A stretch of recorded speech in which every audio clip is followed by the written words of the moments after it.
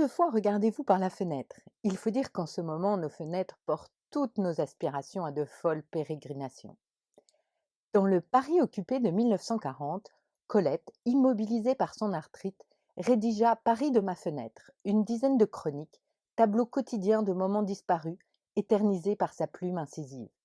Elle y relate les restrictions, l'entraide des habitants du Palais Royal, donne la recette de la flognarde et, dans la dernière, encourage les femmes à rehausser leur beauté, car c'est attendre et déjà honorer la paix. En 1954, c'est Hitchcock qui met la fenêtre à l'honneur avec son film Fenêtre sur cour. Ce grand classique de l'âge d'or hollywoodien est l'un des films préférés de François Truffaut, mais aussi de David Lynch. James Stewart joue le rôle d'un journaliste assigné à demeure par une jambe cassée qui passe ses journées à observer son voisinage depuis sa fenêtre. Un soir, il entend un cri et soupçonne son voisin d'avoir tué sa femme.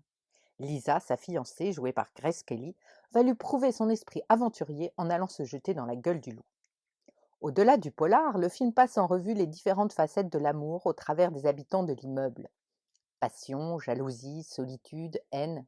C'est aussi un film sur le regard, donc sur le cinéma, sur la fascination de l'image commune à tous les êtres humains.